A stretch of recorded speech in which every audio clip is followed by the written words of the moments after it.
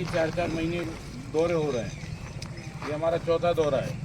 कभी ठेकेदार बीमार हो जाता है, कभी कोई मर जाता है, कभी आप कुंभ लगा रहते हैं। ऐसे थोड़ी काम होता है, ऐसे काम नहीं होता है। ऐसे काम करोगे तो जनता तो हमारी परेशान हो रही ना। आपको मालूम है, यह शमशान घाट है। हम किस किस को क्या समझा रही है तो हम जानते हैं, लेकिन एक आदमी की किसी चीज़ का भरोसा और विश्वास की भी एक तारीख होती है ना, वो तो आप देते नहीं हो। अब आप उसको तकनीकी इतने भाषा में उसको रट देते हो। अब हम ये जोर आजमाइश करना नहीं चाहते कि आप करिए। फिर आप कहेंगे कि साहब ये आपने जल्दीबाजी करा के कर दिए, क्योंकि लोगों की लाइफ का सवाल है जो इस पे जाएगा आएगा। हम पर ये अच्छा थोड़ी है। एक सड़े से पुल को बनाने के लिए आपने 1.5 से 2 साल लगा दिए। अगर रेलवे की ये वर्किंग है तो अच्छी नहीं है, ठीक है ना।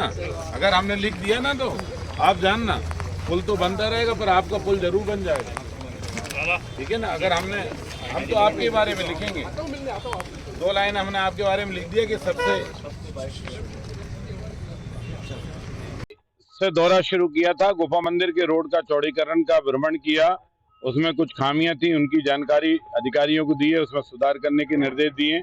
जहां नाली और पाइप और पोल शिफ्टिंग थे वो बताया। फिर अंडर ब्रिज जो सिंगार चोली लाल घाटी से गांधीनगर एयरपोर्ट के लिए जा रहा है, वहां भी सर्विस रोड 10-10 मीटर का दोनों तरफ चौड़े करने का भी निर्णय लिया है।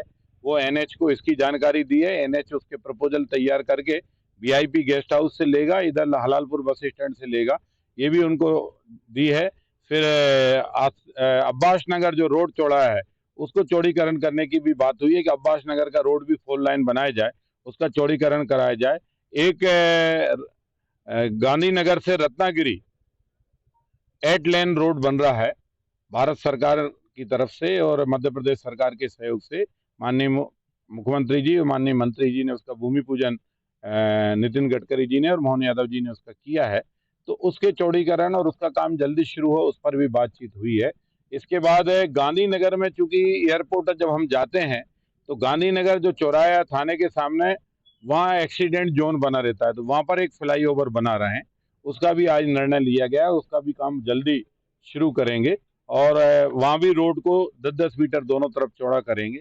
वहाँ के बाद में ये हमारा संत हृदय राम नगर का जो 3.5 किलोमीटर एक फ्लाईओवर है एलिवेटेड कॉरिडोर का, उसका निर्णय लिया और उसमें भी जो ठेकेदार और हमारे अधिकारी साथ में थे उसमें निर्णय लेकर निर्देश दिए कि उनके जो पेयर्स खड़े होना है वो जल्दी से जल्दी अगस्त तक पूर्ण खड़े किए जाएं, जिससे जो थोड़ा बहुत ट्रैफिक कंजेशन बन रहा है उसको हम कैसे कम किया जा सके, व्यापारियों को भी परेशानी ना हो, नागरिकों को ना हो, उस पर आए।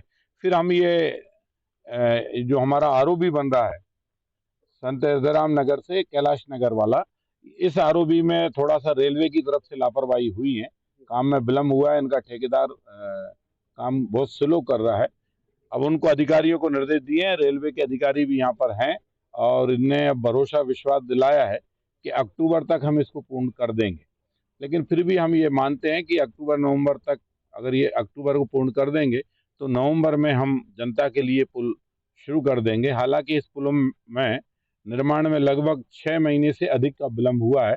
इस बात के लिए मुझे अफसोस है कि जितनी हम फुर्ती चाहते थे और नागरिकों ने जितना भरपूर हमें सहयोग दिया, हमारे अधिकारी उस तैयारी के साथ ठेकेदारों से काम नहीं करा पाए। वो कहीं ना कहीं रेल विभाग की थोड़ी सी इसमें कमी दिखी है।